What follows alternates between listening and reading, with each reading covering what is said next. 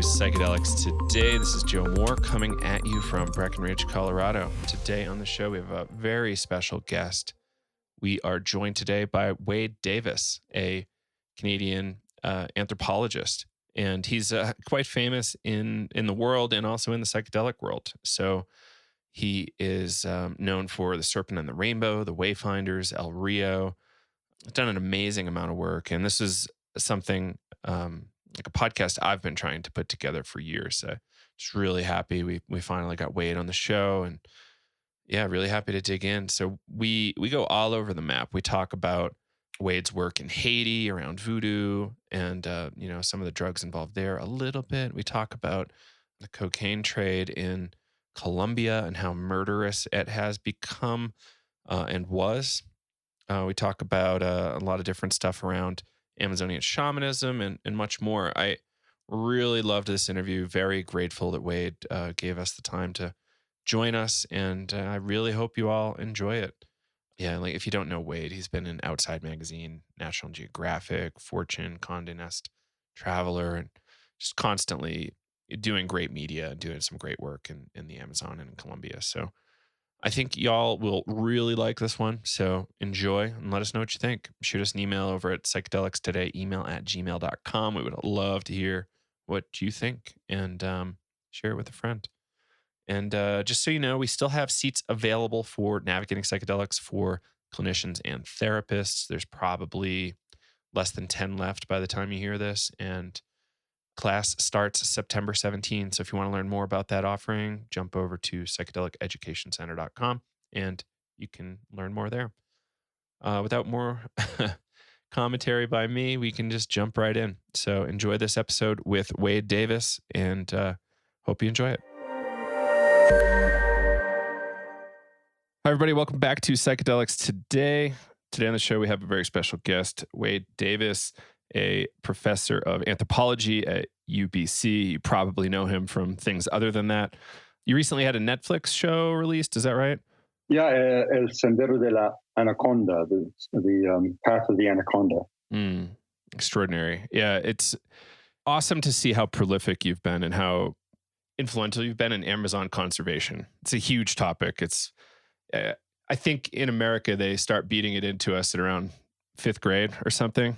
And then it falls off quick for some reason about how amazing it is. And I don't totally understand that, but we'll get into that later maybe. So we initially got connected to help promote this ICPR 2020 conference in Haarlem, Netherlands, right outside Amsterdam. And I was wondering if you could maybe speak. Have you been to that conference before?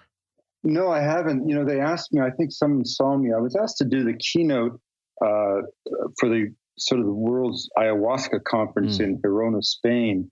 And I was really intrigued by the audience, 2,000 people from all walks of life, and by no means kind of leftover hippies curious about psychedelics. There was this kind of incredible range of artists and scientists and researchers of one sort and another, and of connoisseurs of the plant.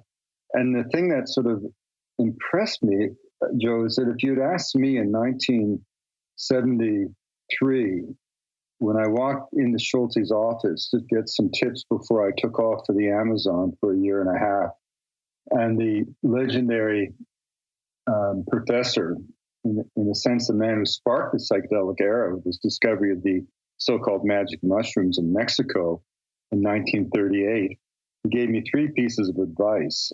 Not to bother with leather boots because all the snakes bite at the neck. And then he said, don't forget to bring a pith helmet because in 12 years he had never lost his bifocals. And his 3rd piece of advice was to not come back from the Amazon without trying ayahuasca. And at that time, I don't think one person in a million had heard of the plant or the preparation. And I would never have guessed, particularly given its pharmacological effects, that this of all plants would be the medicine that would hit this kind of nerve in the global zeitgeist and become as ubiquitous as it has become. It's interesting when you look at how the indigenous people speak of ayahuasca, they always, or yagé, they speak of it almost in fearful terms. The metaphors are such that you're sucking at the breast of a jaguar woman, and she tears you from her tit and flings you into a pit of vipers. And this is sort of the way that I remember once I took ayahuasca in ritual context with the Cofan in the eastern forests of Ecuador, and the next day, after we emerged from the sort of men's ceremonial center in the forest, we had a kind of a spontaneous post-mortem. And I said in Spanish, which was translated by a friend of mine, this stuff basically scares the shit out of me. And all these Kofan elders said, well, of course it does. That's the point, And certainly when you think of how people like William Burroughs responded to it when he went down looking for the ultimate mind-bending high, as he put it, in the early 1950s, and hooked up with Schultes, and together they went to the Putumayo, where Schultes secured him access to yagé.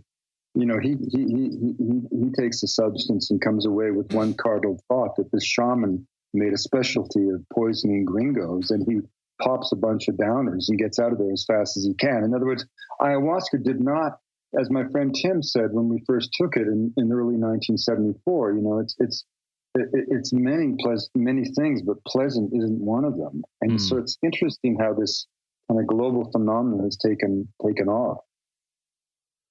Yeah, that is really fascinating. It's certainly, not exactly sexy, because there's diarrhea and vomiting often. And no, to say the least. And,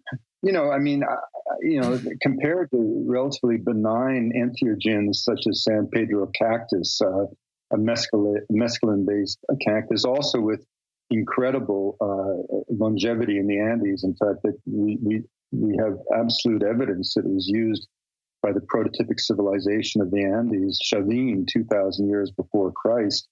And Chavin, of course, was less a military a spread of empire than it was a fluorescence of a religious idea. And I think you can build an argument based on iconography that idea was a flash of the spirit made possible by the ingestion of this curious plant.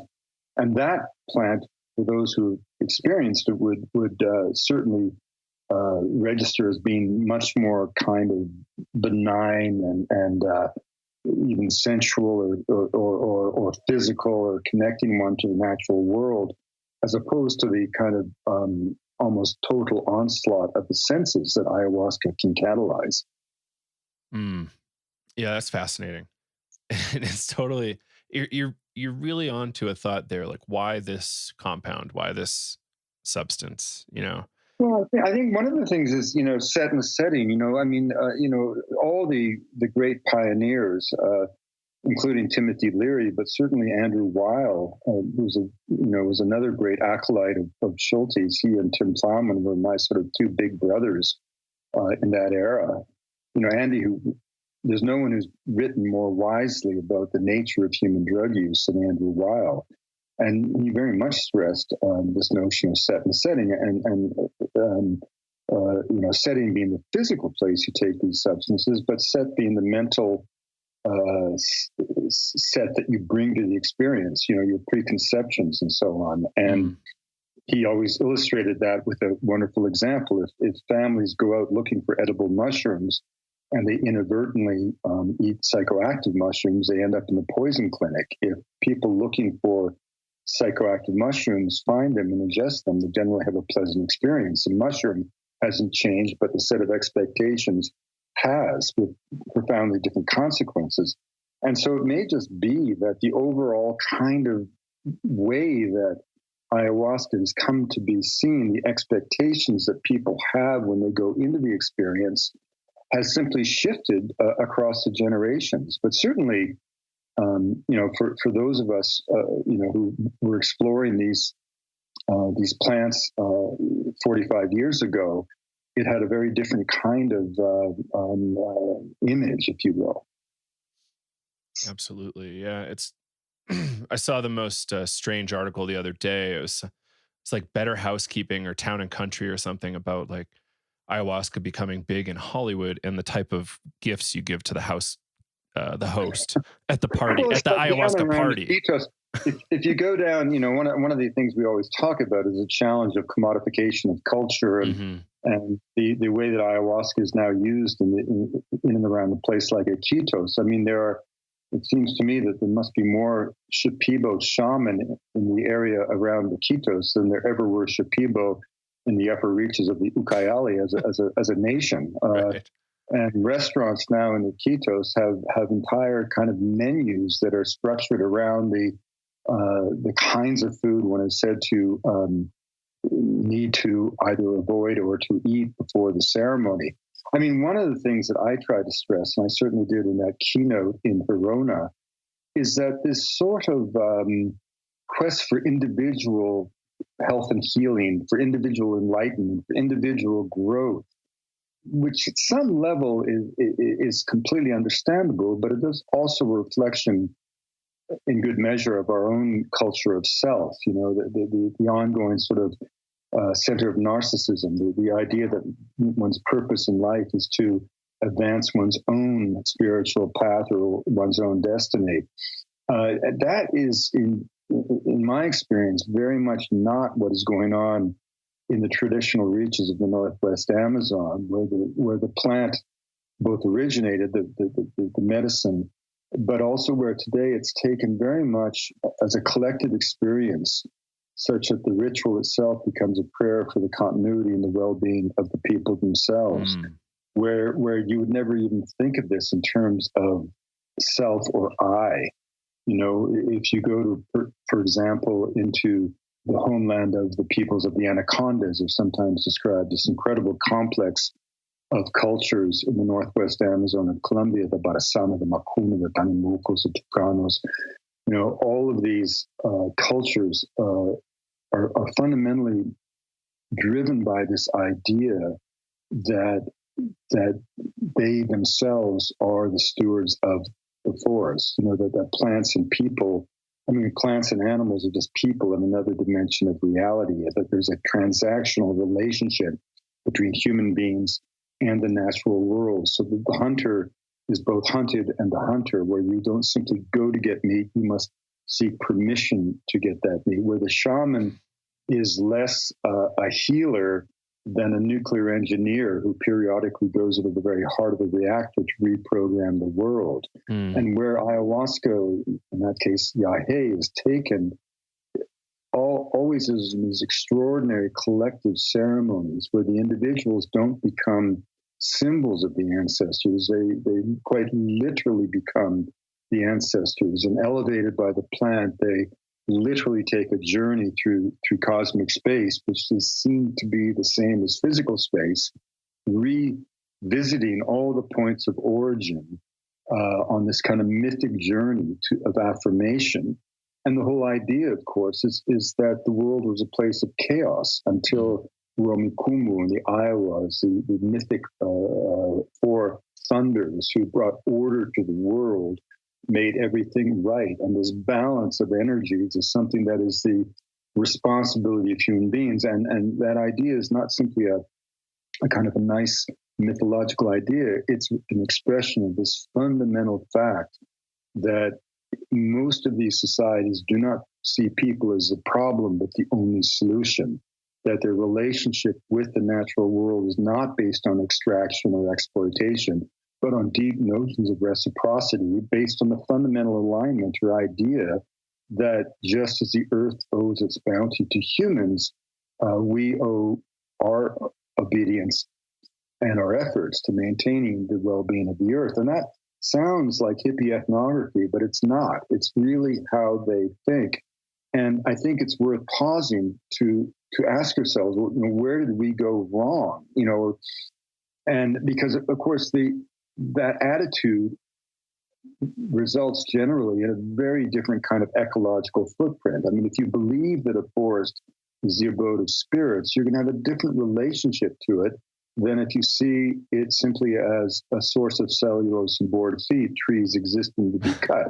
If you're raised to believe that a mountain is a rock is just a pile of rock ready to be mined, you can have a different attitude toward it than if you believe that it's the abode of the deity that will direct your destiny. And in the Western tradition, which we take to be the norm, but is in fact very anomalous in the human experience, viewed across the cultures of the world, in the Enlightenment, when we tried to liberate the individual, all of us, from the tyranny of absolute faith, and we liberated the individual from the collective, which was a sociological equivalent of splitting the atom, in a single gesture, Descartes de-animated the world, and all ideas of myth, magic, mysticism, and metaphor were expunged from the human record, to the extent that the human being was suddenly seen as the sole player on a stage set upon which the human drama unfolded. And in time, the science would make a house cleaning their belief. The triumph of secular materialism became the conceit of modernity. And suddenly the idea that a forest could be the abode of spirits, that the flight of a bird could have meaning, was ridiculed, dismissed as ridiculous. And that way of thinking of the world as an inanimate place that is simply a resource to be exploited has, to good measure, defined the Western tradition in all its brilliance for the last 300 years, living upon the ancient sunlight of the world, quite literally, as we consume the planet. And I think it is important to recognize that this is not the normal attitude in human adaptation. It's very much the anomaly, and the very existence of this much more predominant notion of reciprocity puts a lie to those of us in our own culture and tradition who say that we cannot change as we must know. No, we have to change the fundamental way we inhabit the earth. And I think psychedelics, one of the things that I think is so interesting about psychedelics, and it's so fantastic that the entire field of research is finally opening up with the hope of realizing the potential of these curious substances, a potential that was simply cut off by the political establishment, if you will, 50, 40 years ago, is that these substances can give us a window onto other ways of thinking, other ways of being. They have to. That's exactly what they do. And I think it's interesting that in the range of people who've been influenced by these substances, you go all the way from people who have ongoing practices where they really feel that taking yagé every week is helping them on some personal journey, more power to them, to people like myself who are much more like kind of Ram Dass or George Harrison, who kind of got the message and hung up. In other words, I took all kinds of different psychoactive substances for a good part of my life, and probably went on 50 to 60 journeys altogether if I added everything up. But the point is that after a while, I got the message and I moved on to other spiritual pursuits. But my point is that I still am incredibly loyal to that passage in my life, and I find it. I'm very proud and happy to say that I wouldn't write the way I write. I wouldn't think the way I think. I wouldn't treat gay people the way I treat gay people. I wouldn't treat women the way I treat women. I wouldn't understand the power and resonance of biology, of nature itself, if I hadn't taken psychedelics. And I always find it interesting, Joe, that when we look back on the ingredients in this sea change that we witnessed in our lives, basically the whole conflict in a place like the United States between the right and the left, at the end of the day, comes down to those who believe what happened in the 1960s was good, or those who think it was terrible. But I see what happened as being pretty good. Women going from the kitchen to the boardroom, people of color from the woodshed to the White House, gay people from the closet to the altar. Suddenly we began to think in terms of Gaia, of a biological planet. Remember that when I was young, Joe, just getting people to stop throwing garbage out of the car window was considered an environmental victory. Oof. And yet when we look back at the incredible sea change that has led school children to understand the notion of a biosphere, for example, the one ingredient in the recipe of that transformation that has been expunged from the record is the fact that millions of us lay prostrate before the gates of awe, if you will, having taken some curious psychoactive substance. And, I remember in that era, my mother used to say to me, don't take these things, you'll never come back the same. And of course, that was the whole bloody point, Mm. Exactly. And there's been many people who came out of that era who, in their own ways and with great kind of insight, I think, identify the role that these substances played in their intellectual and spiritual development and in their entire kind of path of life. I mean, Steve Jobs openly acknowledging that psychedelics played this kind of role in that whole multidimensional imaginings of what we came to see as the internet. John Perry Barlow, the pioneer of the digital frontier, a great friend of mine. Well, Barlow always linked his use of psychedelics with his intuitions about the potential of the internet. Amazing. So I guess let's roll back the tape a moment back to Harvard. So did you do your undergrad and graduate work at Harvard, or did you just get started? Yeah. That's great. And did you meet Schultes like kind of early on? Oh, yeah. I mean, Schultes was kind of a myth on the campus, this kindly professor who, shot blowguns in class and kept outside his door in the fourth floor of the Botanical Museum a bucket of peyote buttons available to the students as an optional laboratory experiment. And he taught this course, Plants and Human Affairs, that had been taught at Harvard longer than any other, 126 years, I think it was. And he was himself, at least superficially, a kind of bundle of contradictions because he was politically profoundly conservative. But I think it's really because he was he was really a libertarian, and on issues of personal choice, whether it was sexual orientation or the use of drugs, he was an utter libertarian. In fact, he used to go around the country when marijuana was still severely sanctioned. He would get thousands of kids off marijuana convictions because at the time the legal statute said that cannabis sativa was illegal specifically, and Schultes and a small minority of botanists maintained that there were 3 species of cannabis, including ruderalis and indica, and that left the burden of prosecution and criminal proceeding on the prosecution to show that a ground up bag of hemp was in fact sativa as opposed to one of the other botanical relatives. And since even the botanists couldn't agree on how many they were, it was a plant that had been used, as a cultivar for 4,000 years, it was an impossible task. And none of the students cared less about taxonomy, but they did appreciate his amazing ability to break open the courtyards and set the students free. So Schultes had that kind of reputation. And I met him, I guess, in 1972. I think it was when I took, or 73 when I took the course. And just after the course, I sort of knocked on his office door one day and said, I'd saved up money in a logging camp, from British Columbia. I think he thought I was talking about his beloved Columbia. And he was such an Anglophile that one of his colleagues said the only way for Schultes to go native would be to go to London. So I think the adjective British caught his attention. And I said, I want to go to the Amazon like you did and collect plants. And, without asking me my academic preparation or my credentials, he just looked across a mound of plant specimens and peered through his antiquated bifocals and said, well, son, when do you want to go? And 2 weeks later, I was in the Amazon on that first, adventure. I stayed for 15 months. And that began a long association with him all through, I came back and did my Ph.D. under his direction.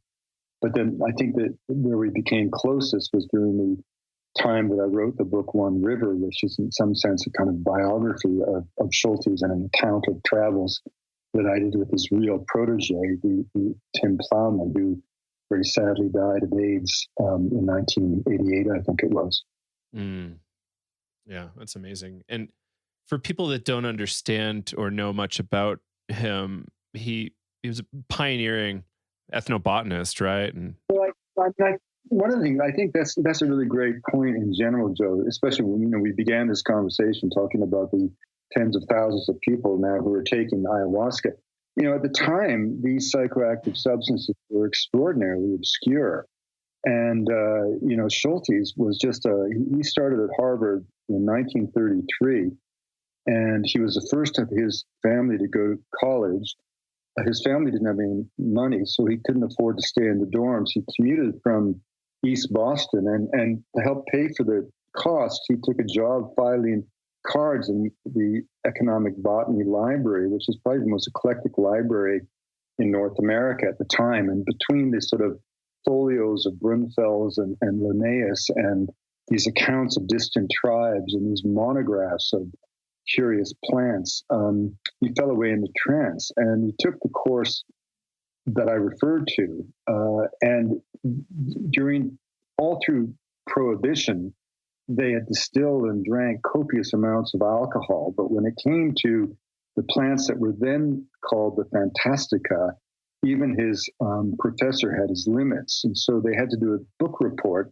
And Schultes had so much other homework that he raced the back of the lab, grabbed the smallest book he could get, and took it in his satchel back to East Boston. And that night, botanical history was made, because the book that he happened to have picked was Kluver's monograph, then the only monograph in the English language that described the stunning pharmacological effects of peyote. And he read throughout the night of these incredible accounts from, a handful of scholars. And he went back the next day to his professor and he said, I have to know this plant. And his professor said, well, read up on it, and that cast him in the literature of the Chol and Tarahumara, where the plant had originated in Mexico and then come north and diffused throughout North America in the wake of the collapse of Plains culture as a kind of pharmacological shortcut to traditional metaphysical realms reached by ordeal or pain with the mescal bean. But having read about the plant, he then hooked up with Weston LeBar, an anthropologist from Yale, and the two of them in an old jalopy drove west to Oklahoma in the summer of 36. And for 8 or 10 weeks, this young kid who had never been west of the Charles River took peyote with the roadmen of the Kiowa 3 and 4 times a week. And needless to say, his life was transformed.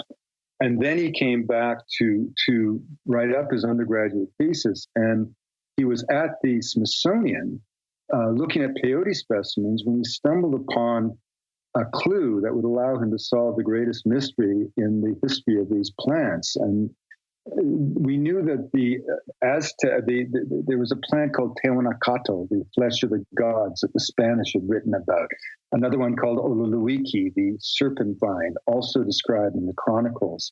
And there was an anthropologist at Smithsonian who had said that Tehuanacato was, in fact, peyote. Schultes didn't think it was true, but he didn't have the evidence until he found, looking at a specimen of peyote in the herbarium, he found a letter written by an obscure German, Beefy Reiko, to the then head of the National Herbarium, Dr. Rose, saying, I understand your man Safford says Tehuanacato is peyote. He's an idiot. It's not. It's a mushroom. I've seen it used.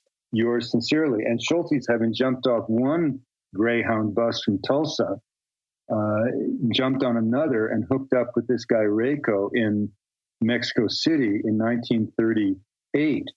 And they headed south to Oaxaca and Mazatec country. And then this scenario unfolded right out of Indiana Jones, because it turns out that Reiko was an avid Nazi. And this is a year before the outbreak of the Second World War. And there's another party seeking the mystery of Tehuanacato, led by Bernard Bevan, who was British Secret Service. In the end, Schultes would get hold of the plant, and it was, in fact, a mushroom. And then the war intervened. Reiko was killed. Schultes was sent off to the Amazon, of course. And the thread of the mystery wasn't taken up until this crazy, wonderful banker called Gordon Wasson came along in the 50s. He was married to a Russian woman. All Russians love mushrooms. And they had this crazy idea that somewhere in the world there were people who worship mushrooms. They didn't know where or how. But then somehow Schultes obscured 1940 paper from American anthropologists that had reached Robert Graves, the poet, living then in Majorca. He somehow connected to Wasson and sent him the paper. Wasson reached out to Schultes. Schultes dispatched him to Oaxaca. And then after 3 expeditions, one night, he finally became the first outsider to take these mushrooms in ritual context. He wrote it up to Life magazine. An editor picked the snappy title, Seeking the Magic Mushrooms. The name stuck. And Timothy Leary had a subscription to Life magazine. So he makes a beeline to Cuernavaca. His life is transformed. Wasson himself had his life transformed. He famously said that to try to explain the subjective and spiritual, emotional impact of these substances to someone who has never experienced them is like trying to tell a blind man what it is like to see. And by the same token, Timothy Leary had a life-affirming experience driven by other motivations. And that was sort of the birth, if you will, of the psychedelic era. Mm-hmm. I mean, it was all connected because, of course, one of the obvious things they wanted to figure out is what is the active ingredient in these mushrooms. And it was a very difficult thing at first until Schultes and Wasson thought to send a batch of these mushrooms to, again, an obscure chemist in Switzerland, Albert Hofmann. And Hofmann was working at a pharmaceutical company, and he was working on ergot, this strange fungal parasite of rye crops that caused something called St. Anthony's fire, where these communities in even contemporary Europe would kind of go mad, and people's tissue would become necrotic, noses would fall off. And it was known to be a very powerful vasoconstrictor. And he was doing experiments to synthesize it with the idea at Sandoz they would have a powerful drug to treat women who hemorrhage during childbirth. And it was during those experiments in the 1940s that Hofmann had stumbled upon a substance that would, of course, transform everything. And this was LSD. He was actually working on those experiments when one day he got dizzy, and because of the wartime shortages of petrol rather, he was riding a bicycle back and forth between home and office in the lab, and he decided to go home and rest, and he ended up going on the most momentous bicycle ride in history, the world's first acid trip. So when Hofmann received this lot of 42 mushrooms from Wasson and Schultes, he divided it in half and gave half the mushrooms to his dog, and nothing happened. And so then Albert ate the other half, and something did happen. The landscape outside of his lab began to look like Mexico. His assistant's pencil began to look like an obsidian blade. And he wrote that he feared that he'd become drowned in this whirlwind of color that swept over his consciousness. So he was quite prepared for the experience, and he very quickly, in fact, was able to identify psilocybin and psilocin as the active constituents of these mushrooms. And so I personally was very fortunate as a young student to have been able to come to know all of these sort of elders, if you will. Schultes, the great ethnobotanist, Gordon Wasson, who broke open the story of the contemporary use of these plants in sacred contexts, even as he traced the roots of soma, perhaps to fly agaric and Amanita muscaria. And of course, Albert Hofmann, who had been the discoverer of LSD, and then other people like Sasha Shulgin, who was the great wizard of pharmacology, and people like Weston LaBarre, the great anthropologist who wrote the book, The Peyote Cult, Johannes Wilbert at UCLA, who studied the use of tobacco amongst the Huaral in Venezuela. So, I was lucky enough, that kind of astonishing to think about it, that these were kind of my mentors. And then the next generation, of course, people like Tim Plowman and Andrew Weil, who were very much the proteges of all of these men. And yet again, looking back on it, even though, of course, by the time I got to university in 1971, the psychedelic era, in some sense, was almost coming to an end. But these substances were kind of ubiquitous. But in terms of this fundamental ethnopharmacology, there remains so much to be discovered. Douglas Sharon had only just begun his studies with San Pedro cactus. The McKenna brothers had completed some of their self-experiments at La Chorrera, but Dennis hadn't begun his pioneering work on the admixtures to these orally active tryptamines and in general, their kind of understanding of this extraordinary kind of wizardry that is in fact the ayahuasca potion. And so there's a lot to be done. As Schultes used to joke that Tim and I kind of ate our way through South America, and in doing so, we found all kinds of new hallucinogens. I found the first lichen that was a hallucinogen, and new species of Dictya and Nima from the Guarani. One time I remember in Highland, Bolivia, if we just saw a plant that morphologically gave us a good vibe, we ate it. And we found a new cactus hallucinogen that way. And, later on, Andy Weil and I, inspired by some kind of psychonauts like an informant we had called White Dog and a guy called Al Most who had written about this. We published the first papers really identifying Bufo alvarius as the only psychoactive from the animal kingdom. And that was an important thing, in part because we were able to also share the message that Bufo marinus should not be taken and that it would cause serious harm if you did. So, there was a certain sense of us being able to be also pioneers of a sort.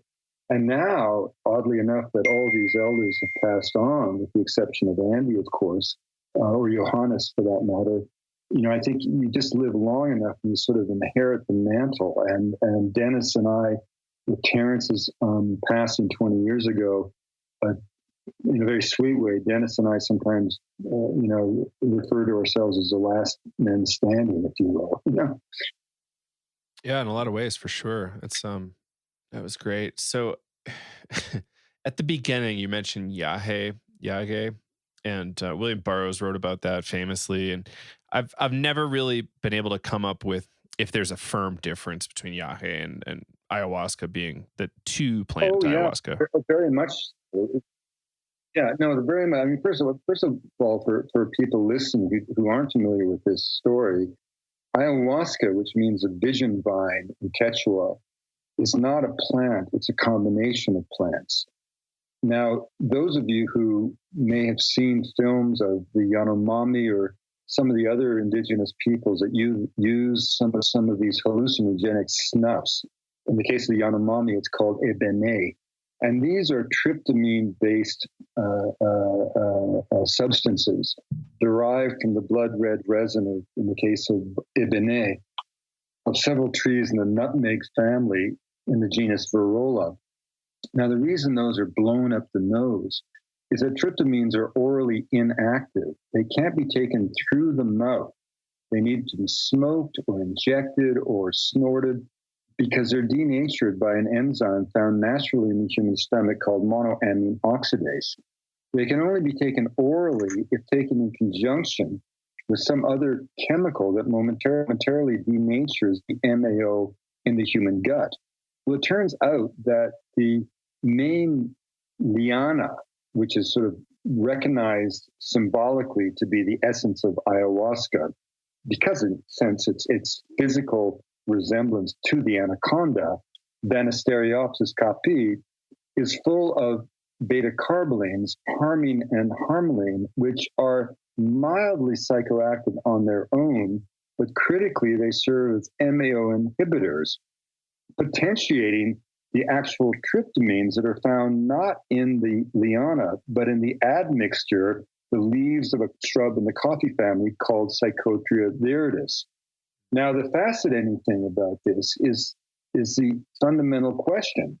How, in a flora of perhaps 80,000 species of vascular plants, did the indigenous people learn to combine these morphologically distinct denizens of the rainforest to create this sort of biochemical version of the whole being greater than the sum of the parts? The only scientific explanation is trial and error. The idea that somehow they just sampled everything until they figured it out. Well, statistically, that kind of is quickly exposed as a meaningless euphemism. You ask the indigenous people, and they say the plants teach us. Well, what does that mean? Well, when Schultes was with the Siona Sequoia in 1941, he documented 17 different varieties of the woody liana, the vine, all of which were taxonomically, to his Harvard-trained eye, the same species. And yet the people identified them consistently and sometimes at great distances in the forest. When he asked them their nature of classification, they looked at him as if he were a fool, because any proper botanist would know you took each one of the different vines on the night of a full moon, and each one sang to you in a different key. Now, that's not going to get you a Ph.D. in plant systematics at Cornell, but it's more interesting in counting flower parts. But it also speaks to the fact that these indigenous people were true natural philosophers who took all of our genius as human beings that we all share and applied that genius to a very perspicacious examination of a place that was essential to their well-being, the forest upon which they depended. Now, and that more than anything else speaks to the wizardry, if you will, of the shaman. Now, if you go north of Ecuador into the northwest Amazon, whereas ayahuasca is boiled to the point of an infusion, a kind of a thick viscous, not viscous, but certainly a thicker potion, if you will. North of the Amazon, it tends to sometimes be made just as a decoction of fresh water and the plants, so it can be less powerful. But the critical difference is that further north in the Amazon, the admixture plant is not Psychotria. It's another vine in the same family of plants, Diploteris rusbiana, which also has tryptamines in it. Now, I think this may, in fact, offer an explanation for how the ayahuasca formula came into being, because in the northern regions in Colombia, the admixture in this case, another liana, Diploteris rusbiana, is morphologically very similar to Banisteriopsis capi. It's in the Malpighiaceae as well. You can always, the leaf structure, the glands, the base of the leaf blades, and then the cross section of the woody liana is very similar. The flowers, of course, are similar. So it could well be that a trial and error thing there did actually play a role. And then as you come south, it's curious that because Psychotria viridis, although it is a shrub, it is in the Rubiaceae family, the coffee family, and all the coffee family have opposite leaves. So at least there, as does by chance the Malpighiaceae. So at least you can start to begin to see that maybe if it was a sort of trial and error south of there as well, people were going to, okay, let's at least find some plants that also look like this. At least they have opposite leaves. I'm just throwing that out there. But the point is that in both areas, these plants have very powerful pharmacological effects, physical effects, curative properties. They're often viewed as medicines, purgative. You often, many people end up vomiting. Some people have diarrhea, but that is perceived to be a cleansing process, not a sign of toxicity. But above all, these preparations allow the people to invoke some technique of ecstasy to soar away into the realms of trance, a higher state of consciousness, if you will, that allow them to achieve their medical, mystical acts of healing, but also in the case of the communities, a kind of annual or monthly, if you will, reaffirmation of this connection between human beings and the natural world. This balancing, if you will, of the energetic flows of the universe. And in that sense, the substances become, the rituals themselves become a prayer for the well-being of the entire earth and the cultural continuity of the society itself. That's amazing. So 10 something years ago, you did a webinar and spoke to how nasty the cocaine trade is on Amazonian peoples and biodiversity, etc. The line was, "I hate cocaine," and you gave a very extremely rational argument for why. I'm maybe wondering if you could just kind of mention this briefly. Yeah, I mean, look, Colombia has just emerged from 50 years of war. 200 20,000 dead, 100,000 displaced, 7 million internally, 100,000 disappeared, 7 million internally displaced. How would America feel if Canada had patterns of drug consumption and laws that never eliminated the trade, but only empowered and enriched the trade, that caused no fewer than 85 million Americans to have to leave their homes and expose their families to danger? Well, that is what happened in Colombia. It's such a tragedy because, the source of cocaine, of course, is the coca shrub, the plant that Tim Plowman and I were studying for Schultes in the 1970s. And coca is not cocaine any more than potatoes are equivalent to vodka. But cocaine has been the absolute engine behind the violence in Colombia. The conflict that persisted for 50 years wouldn't have lasted a few days had it not been for cocaine. The last year before the signing of the peace agreement in 2016, the FARC, just one leftist group that at the time were down to a mere 6,000 cadre, mostly hungry teenagers in search of 3 meals a day. In a country of 52 million people, that one group made $600 million from the cocaine trade. Now, if you give me the Boy Scouts of Boulder, Colorado, and $600 million, believe me, I can terrorize the central Rocky Mountain states of the United States. And the real tragedy is that most Colombians have never seen, let alone used cocaine, and yet they've been victims of the trade forever, a trade that was so lucrative that at the height of the Medellin cartel, the cartel was budgeting $1,000 a week just to buy elastic bands, just to wrap the money in. In fact, even to count the money, they had to use hay bales, estimating the value by the sheer weight of $100 bills in a hay bale. And the cartels were empowered always by consumption. It was always consumption that was the engine of the trade. And so, I don't care whether people use drugs or not. And I totally understand that all drugs have an ambivalent potential for good or evil. There's no such thing as good and bad drugs. There are only good and bad ways of using drugs. Cocaine hydrochloride, cocaine for that matter, remains our most powerful and useful topical anesthetic for nose, throat, and ear surgery, a perfectly good way of using cocaine.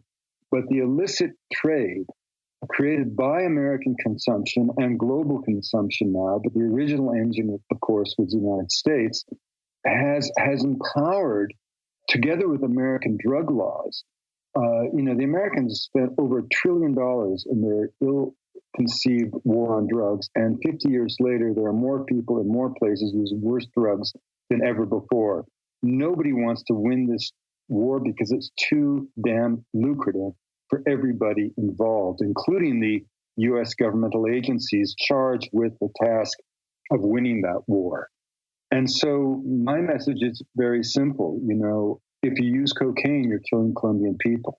If you support that illicit market, you are destroying rainforest.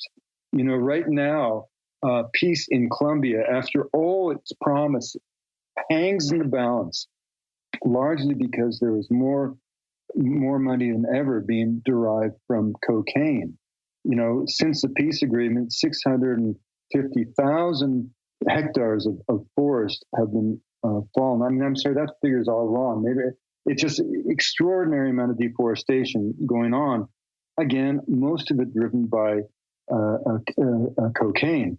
And what we've been trying to do is what should always have been done, is to decouple the plant from the drug.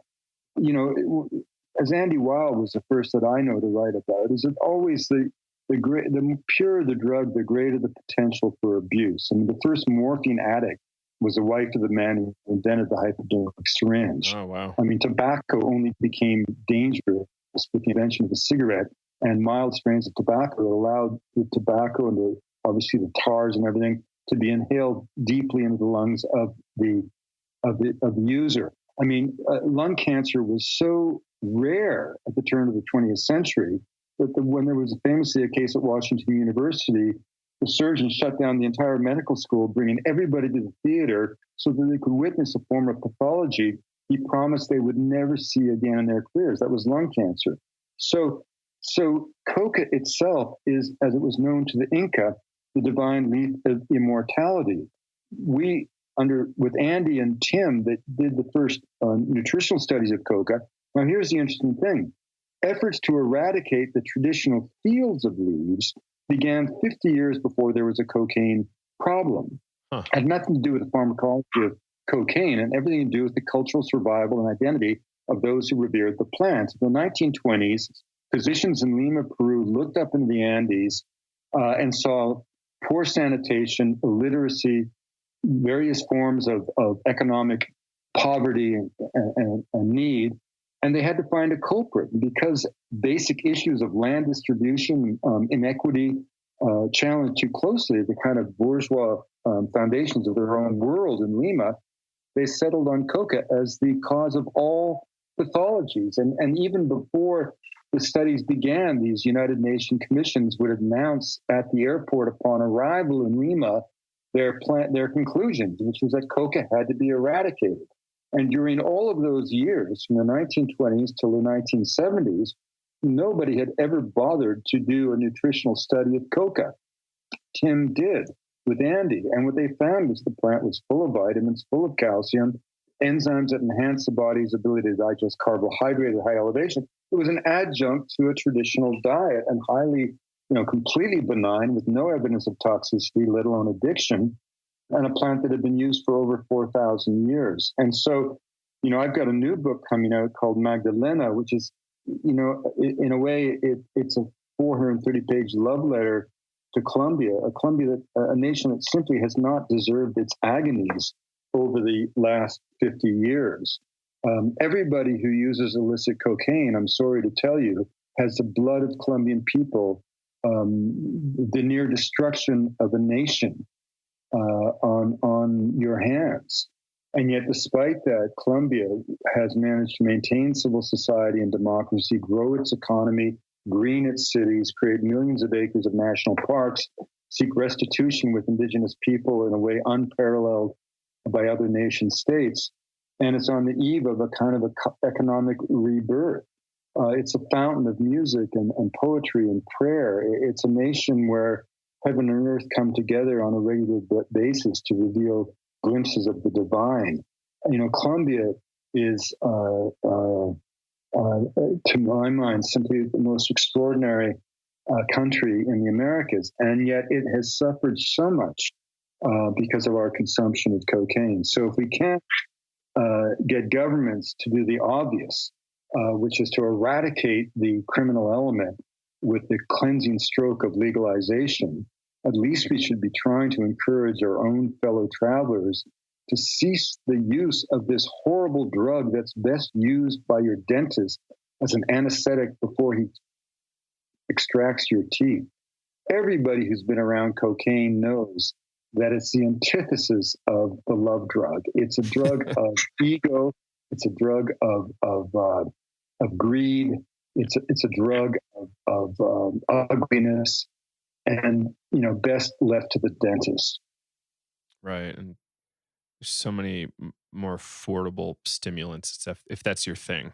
It's some highlights. Yeah, prohibition. If we got rid of prohibition, we could certainly do a lot better down there. And a new development that I'm really interested in is these yeast and bacteria drug vats that could totally separate the cocaine trade from Colombia itself by using technology. Hopefully that happens, because I don't think people are going to stop using. The thing that, is worth mentioning about this whole question of legalization, I mean, why don't we legalize? Well, the idea, of course, is that drug use will go up, but there's no evidence for that. In every place where drug use has been liberalized, consumption has gone down. If you want cocaine, you can get cocaine anywhere you want in North America tomorrow. I've never met anyone in my life whose decision to use or not use illicit substances has ever had anything to do with their legal status. I suspect that if you legalize cocaine tomorrow, consumption would drop precipitously, because a lot of what keeps the trade going and the consumption high is the whole economic engine, the fire of the trade, where there's just so much money being made, right? And the drug itself is simply not that interesting. And I think that if you legalize it tomorrow, I don't know a single person who would go rushing out to use cocaine. I mean, there's enough evidence from people ranging from David Crosby to you know who, I mean, wherever, of how cocaine can ruin a life, you know, and there's nothing cool about cocaine. And yet, again, you know, the divine leaf of immortality, we should be having readily available as a nutraceutical, as a mild stimulant. It's absolutely ideal for our modern economy, in which most of us have to spend a lot of time looking at a laptop screen. Coca is not like a drug. It's more like it just centers you in a gentle way. It's far less caustic, if you will, than black coffee or even chocolate or certainly black tea. You know, this is something where we could give a legitimate market for the campesinos who are not going to stop growing coca. I mean, the problem right now is, you know, the naive kind of notions, idiotic notions like crop substitution. You know, it completely ignores the profit, the scale of the profits being made from coca. I remember, or where coca grows. I remember once I was in Bolivia, and I said to a campesino, you know, what do you think about crop substitution? And he lifted up some very tired soil and he said, you know, ¿qué es lo que podemos sembrar en ese suelo cansado? But coca grows in very drained, washed out soils. You know, most wild species are found along road cuts. And so, you know, it grows where other plants won't grow in poor soils, does well in better soils, and it has a profit margin which is just no other plant can match it by orders of magnitude. So you're not going to get campesinos stopping growing the plant. The cartels actually operate almost as agricultural field stations. You know, they deliver to the remote people living in the mountains. They give them the seeds. They teach them how to grow it. They're there with their trucks to harvest it. It's probably the easiest possible plant, and by far the most lucrative for the farmers to grow. So that trade, that's not going to go away when suddenly they have to grow bananas, earn a tiny fraction of a return, and be responsible for, you know, physically getting a harvest of cumbersome bananas to the marketplace. It ain't going to happen. So it behooves us to create benign, legitimate market for that harvest. And that market would be a nutraceutical in which people, either as a tea or simply as a chewing gum or however it might be palatably marketed, it would be an absolute a gift to the world. It's that benign a plant, full of nutrients, full of vitamins, and with this tiny amount of stimulant that it is absorbed so slowly that it's like a kind of a mild cup of tea, but very, very helpful for concentration. Thank you, Wade. That was great. I just remembered that I probably encountered your work way earlier in life. I might have been like 13 years old or 10 years old or something when I started hearing about Haitian zombies. I just found this on Wikipedia, and it just jogged my mind that, you know, perhaps you have something to say about this drug and really interesting use cases. You know, I think that you know, it's maybe more interesting in terms of, you know, what I write about. I mean, I always have, most of my books have been born of a whim, not of a plan. The book One River was simply because I was weeping at the podium delivering the eulogy for Tim when Professor Schultes, who was himself ill, we played a tape where he read those fantastic words from Hamlet.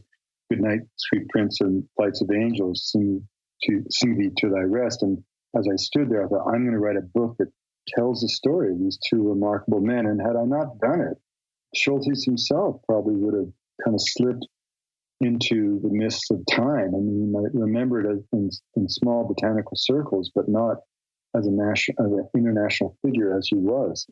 By the same token, Schultes, when I was in graduate school, just summoned me to his office one day and said, how would you like to go down to Haiti and infiltrate the secret societies and try to secure the formula of the drug used to make zombies? And I naturally said yes. I mean, I only had one word in my vocabulary then for anything, and that was yes. And I took the assignment thinking it would be a lark, and it ended up consuming 4 years of my life because in Haiti, I saw something immediately that had kind of eluded me in 3 years then in the Amazon. And that was a window truly wide open to the mystic, this idea that, was my first real encounter with African faith and tradition, a place where people move in and out of their spirit realm with such ease and impunity, a place where,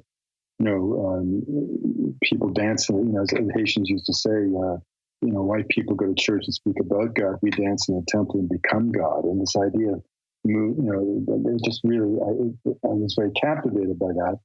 But at the same time, all of my books, I mean, Hemingway once said, I think, that anyone who says that writing is easy is either a bad writer or a liar. And I think writing is hard. And I think, at least for me, book projects that can last years, you need to have some kind of sense of mission, some reason to be writing the book, something to say that the world needs to hear, as he said. And certainly when I subjective experience of the wonder and beauty of African worship versus the cliches that even I had been raised with about voodoo and zombies crawling out of the grave to attack people and all that stuff, it was such a wide chasm. And I came to realize that it wasn't an accidental chasm, that if we were asked to name the great religions of the world, there's always one subcontinent that's left out, sub-Saharan Africa. The tacit assumption being that millions of people had no religious faith. Well, of course they did. Yeah. And voodoo is simply the distillation of those profound religious ideas that came over the New World during the tragic diaspora of the African people during the slavery era. So, to a fault, I became almost an evangelist of voodoo. Looking at the whole thing through the lens of this phenomenon, the Haitian zombie, that more than any other has been used in an explicitly racist way to denigrate an entire civilization. And I tried to make sense out of sensation, and in doing so, tell a new truth about voodoo. Mm. Yeah, and I appreciate that. I've got at least 6 books on voodoo behind me. It's a really fascinating area, even just to look at it intellectually. And well, the word voodoo is just a fall word from Baha'u'llah that means spirit or God. And like any religion, it's just an attempt of human beings to deal and explain the inexorable separation that death represents, and to find some way to, periodically transform ordinary consciousness and find alignment with gods. And that, of course, is what spirit possession is. It's not some kind of pathology, as some European psychologists have described it to be.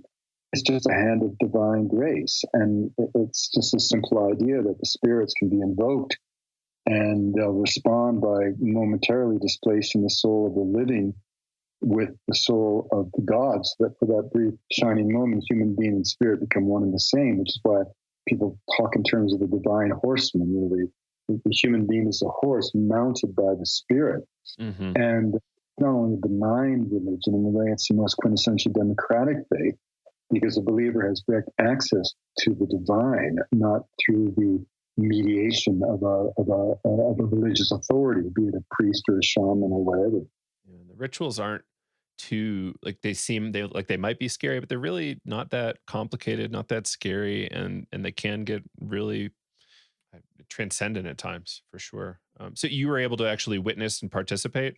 Well, I just always say, one of the things about anthropology is you're always trying to encourage people in glass houses not to throw stones. So people, for example, in thinking of West African religion, get very upset, for example, of animal sacrifice of chickens or cows or whatever, But, sacrifice in Latin means to make sacred.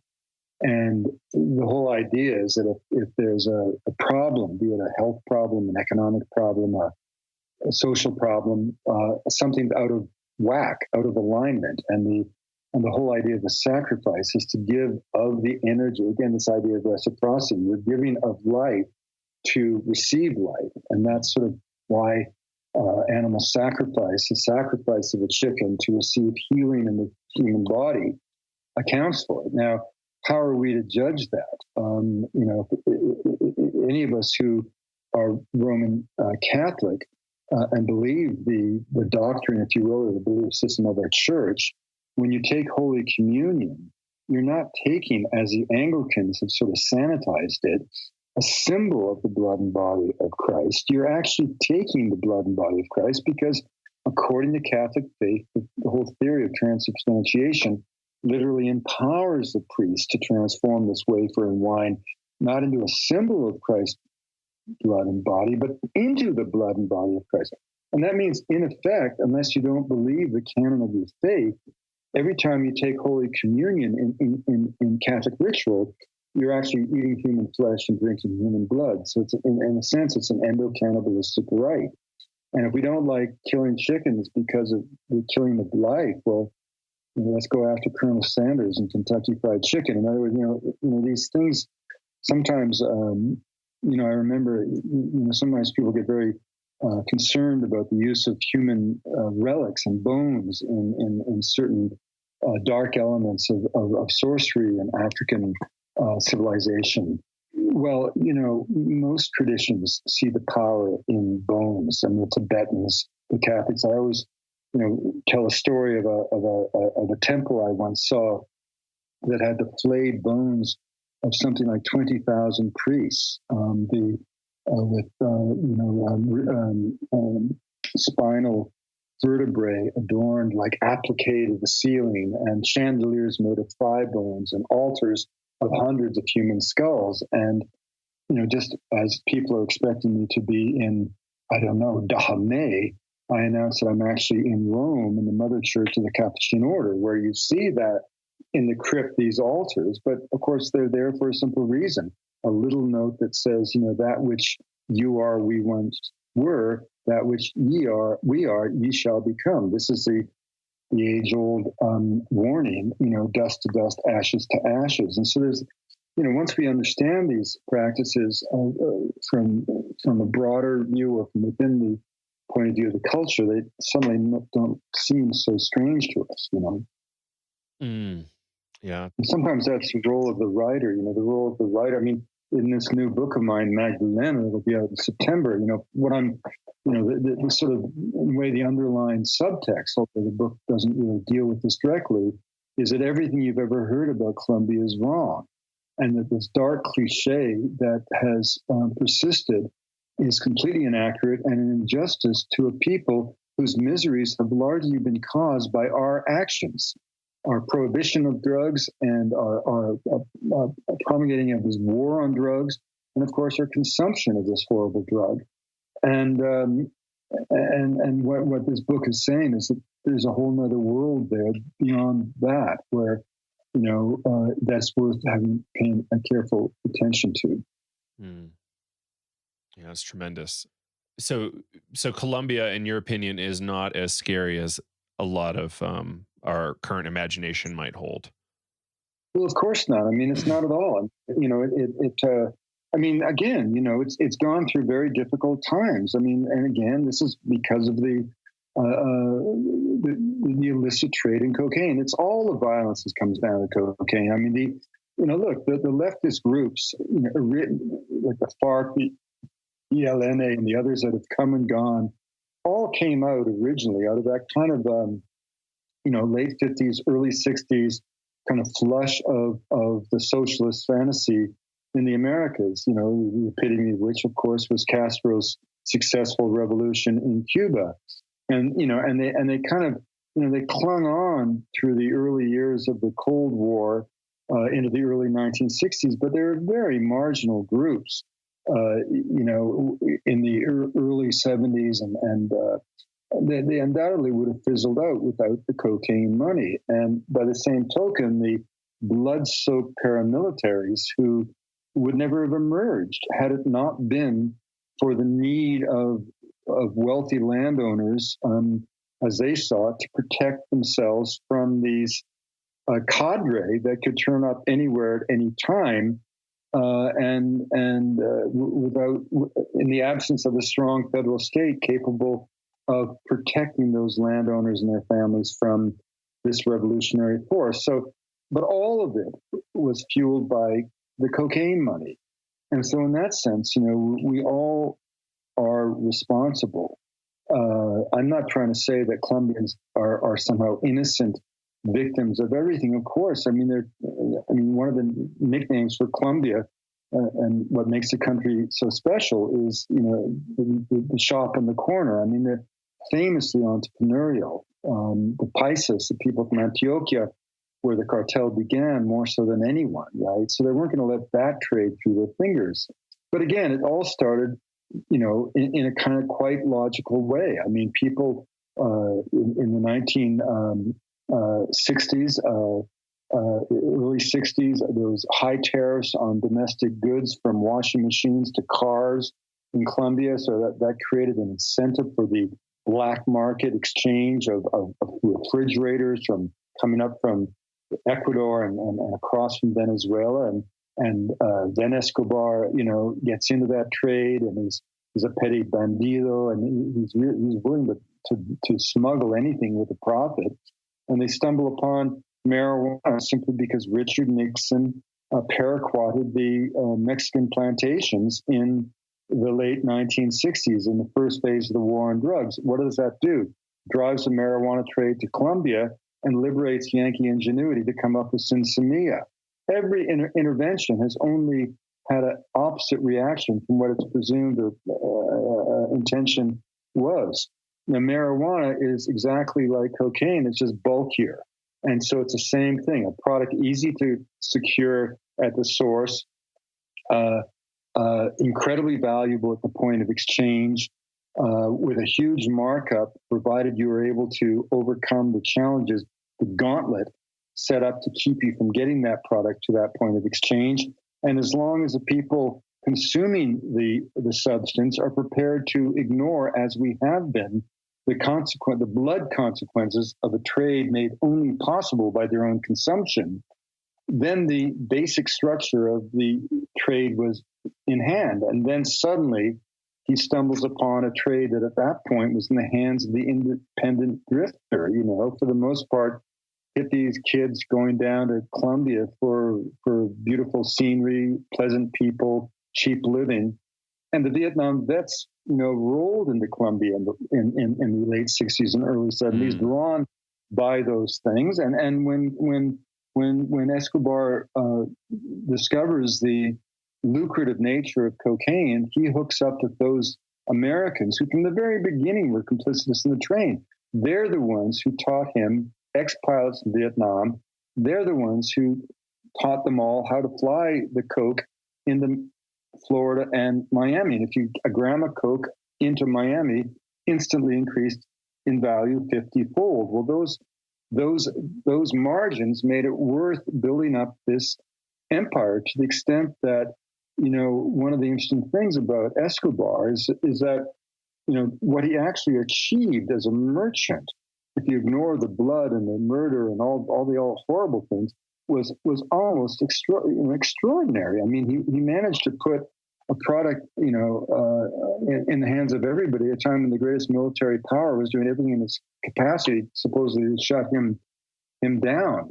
And when Tranquil Land, I mean, I could go on and on about it, but it was just a product to them, right? A product, in a strange way, in the same way that sort of Stephen Jobs anticipated the market for smartphones at a time when nobody in the business world, let alone consumers, would even have known what he was talking about.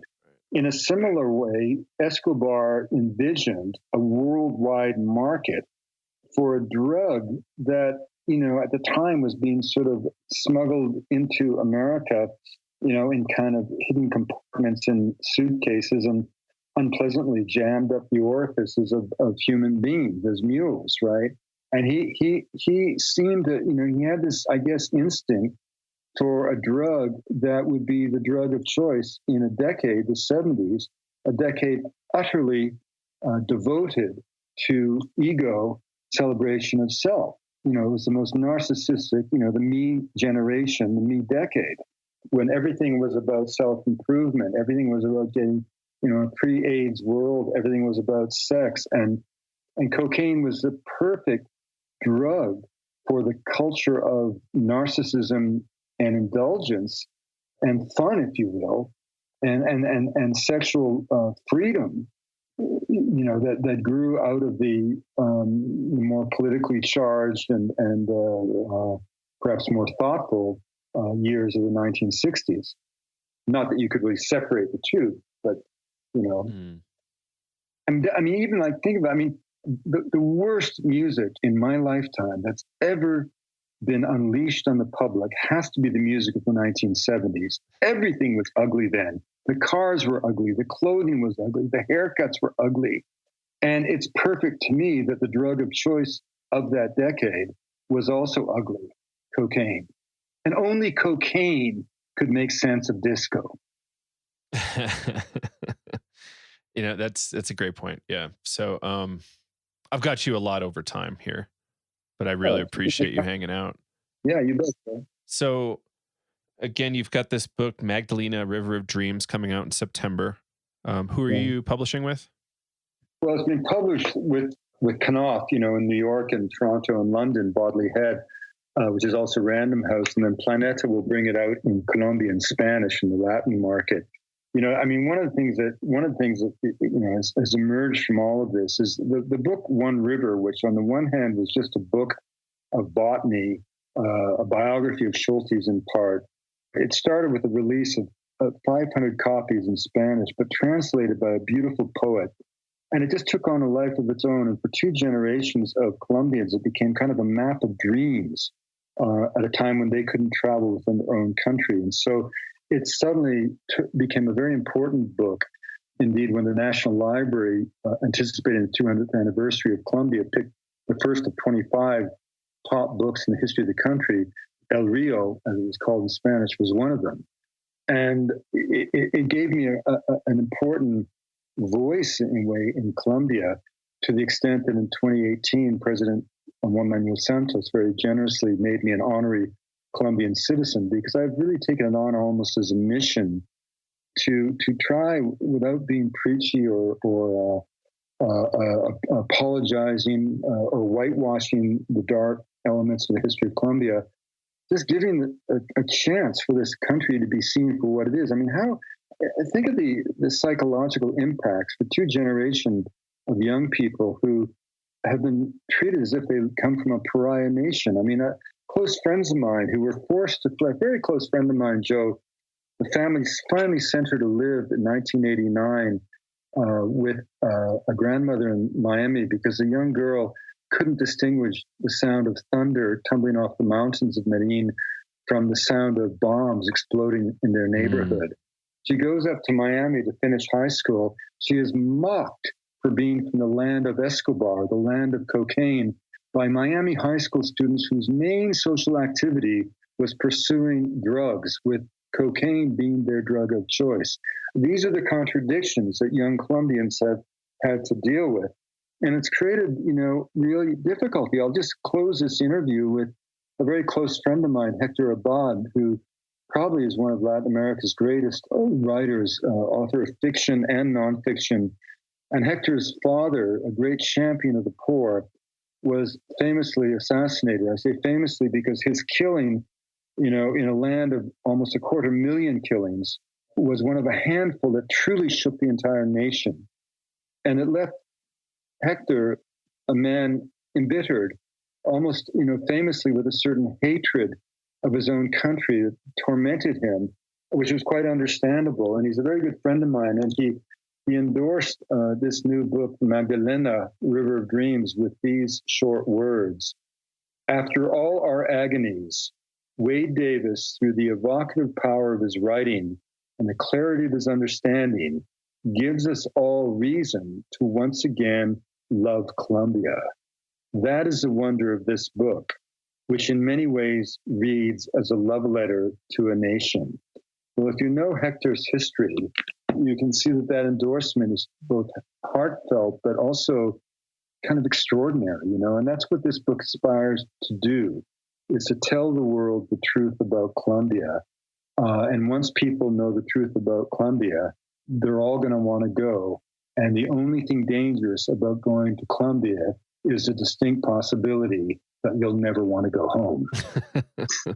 I do know a lot of people moving there. So it's It's now the hippest destination for people your generation.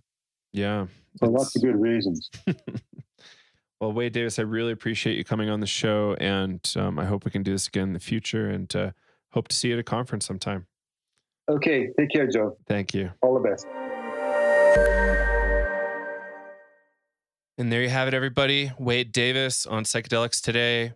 What did you think? I particularly like the conversation around the drug war and cocaine issues in the Amazon. Also, some just great information about anthropology in general. Anthropology is super important for us to really have an understanding of, and Wade's background and training is just unbelievable for somebody like me. So it was just amazing to really, talk to him about this stuff. So Wade, thank you for joining us and educating our audience on all things Amazonian and Haitian. Not all things Haitian, a couple Haitian topics, but I love the topic about voodoo. It's so interesting to me. It's been interesting to me for many years now. So actually, I think one of the very first things I might have mentioned in the show is this, like it was a Frontline or a 2020 when I was maybe like 13, 14 years old, about zombies. And it was just blowing my socks off. And maybe that was one of the things that really kind of tripped me out about the esoteric having a certain kind of reality. Got to keep tracking it back, and maybe I'll find my origin story someday. But I hope y'all enjoyed that episode with Wade Davis. Wade, thanks again. And if you want to support us, again, check out Navigating Psychedelics for clinicians and therapists, or some of our other free or cheap classes over at psychedeliceducationcenter.com. And we'd just love to hear what you think about the podcast. So shoot us an email, psychedelicstoday@gmail.com. And we will see you on the next episode. This is Joe Moore signing off. Thanks for tuning in to Psychedelics Today. Bye-bye.